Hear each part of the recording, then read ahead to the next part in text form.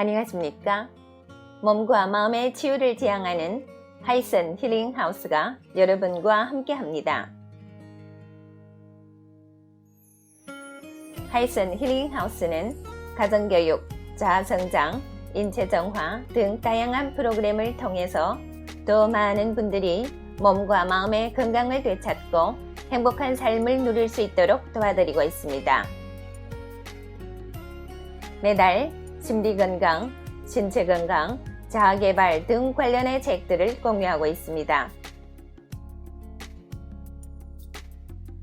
이번 달 읽어드리는 책은 대한발효해독학회 고문이시며 인체정화 프로그램의 창시인인 김세현 선생이 지으신 5%는 의사가 고치고 95%는 내 몸이 고친다 입니다. 인체정화, 건강혁명, 스스로 고치는 몸 이야기. 약 먹고 병원 다니는 것을 당연하게 생각하지 마라. 비만과 고혈압, 당뇨, 암으로부터 벗어나려면 몸부터 정화하라. 내 몸은 스스로 회복한다. 비우고 새로 채우는 인체정화 프로그램. 오늘 나누게 되는 내용은 챕터 1 이학이 발달하는데 아픈 사람은 왜 늘어날까 중에 10번째 부분이 되겠습니다. 약의 어원은 독이다. 고대 그리스에서는 약이라는 단어와 독이라는 단어가 같은 의미로 쓰였다. 파르마코는 독이면서 해독제이고 병인 동시에 치료제라는 다양한 의미가 포함된 단어였다. 현대 철학에서 파르마코는 해로우면서 동시에 유익한 것이라는 이중적 의미로 공유되고 있다.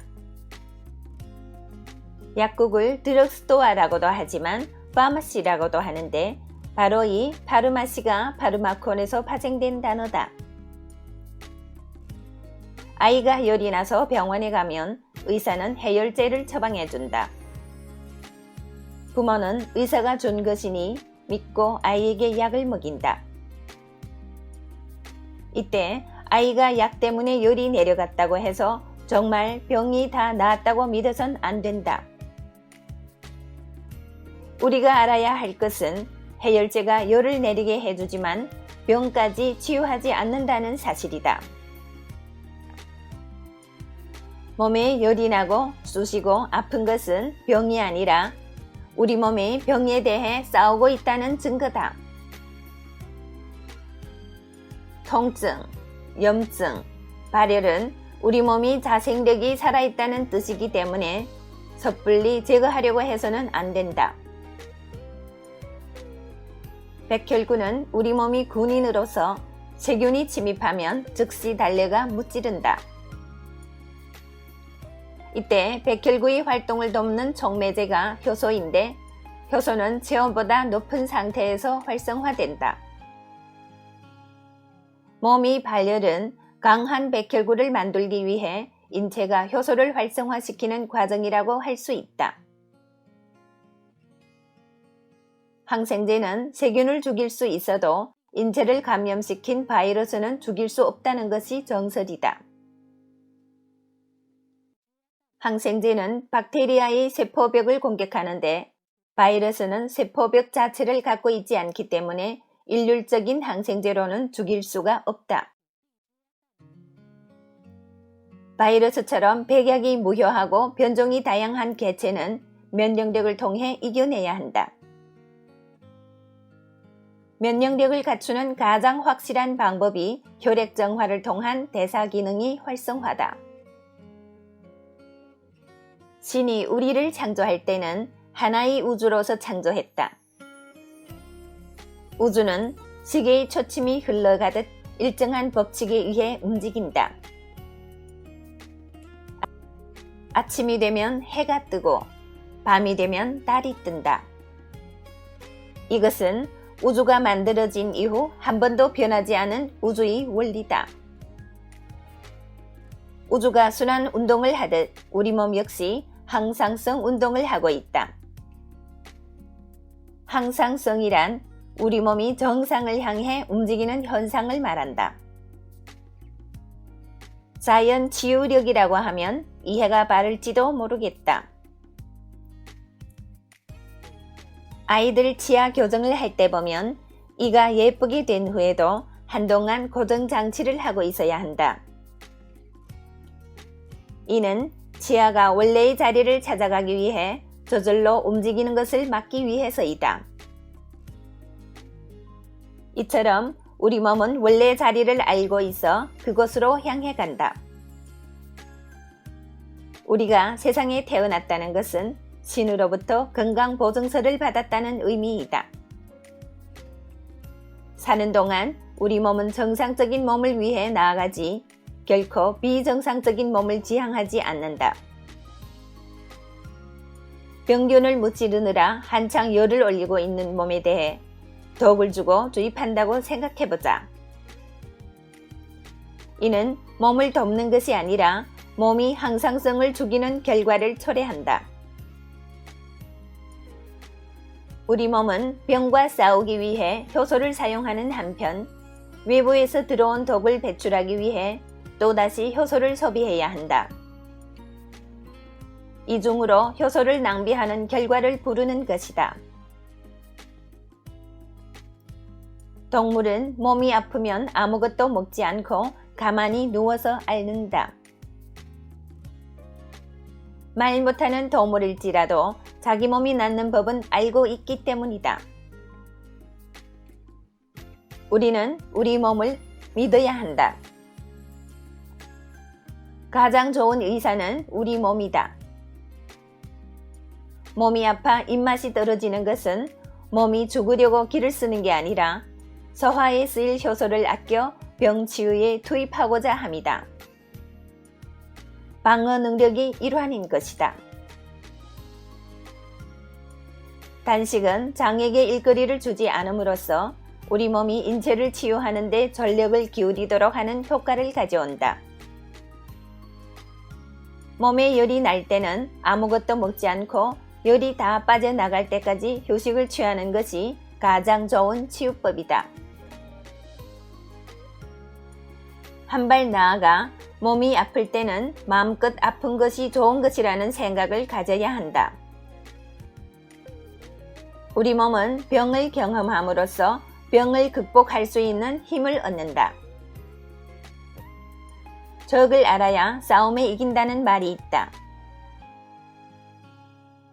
열 조금 난다고 조르르 병원으로 달려가기보다 머리 싸매고 끙끙 앓아눕는 게 건강에 유익하다. 다 아프고 난 뒤에 털고 일어나 바른 식사를 하고 운동을 해서 병과 싸울 힘을 길러야 한다. 건강은 건강할 때 지킨다는 말은 바로 이런 뜻일 것이다. 서양 의학이 의학계 전체에 미친 공로 자체를 무시하는 것은 아니다. 하지만 증상 치료에 치중하는 대증요법은 현대인이 주요 질환에 대하여 전혀 대처하지 못하고 있다. 일개 인간이 우주를 마음대로 조정할 수 있다고 믿는 것 자체가 오만이 아닐까? 내가 만나본 양이 중에는 대증요법에 대하여 몸에 대한 불경죄라고 고백한 분도 있었다. 병원을 찾아오는 환자에게는 약을 처방하지만 자기 자식에게는 약을 주지 않는다고 고백한 의사도 있었다. 아무리 의사가 소신껏 진료하려고 해도 환자들이 직방으로 듣는 약을 원하면 의사는 줄 수밖에 없다. 자본이 논리 안에서 의사들도 먹고 살아야 하기 때문이다.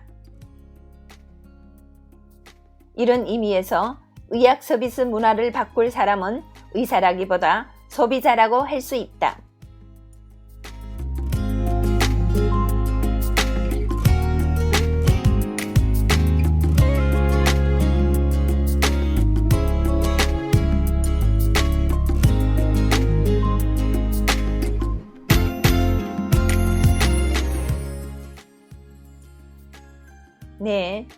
우리가 몰랐던 약의 진실.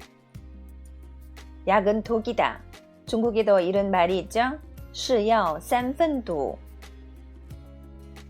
부작용이 상대적으로 적다고 하는 중약이라고 해도 30%는 독이라는 뜻이잖아요. 그리고 우리가 몰랐던 발열에 대한 지식.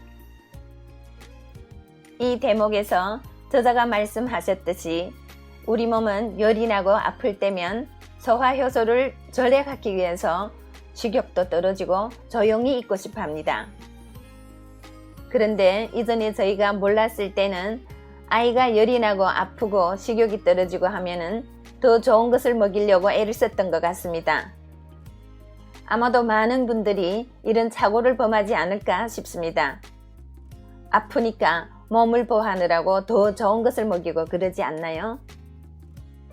사실 동물들도 자기 몸이 낫는 법을 알고 있어서 아플 때는 음식을 먹지 않는다고 합니다. 우리 사람들이 제 몸을 더 모르는 것 같습니다. 모르면 사랑도 독이 됩니다. 사랑하는 내 가족을 어떻게 지킬 것인가? 앞으로의 더 많은 지식들을 기대하면서 오늘의 내용은 여기에서 마치겠습니다.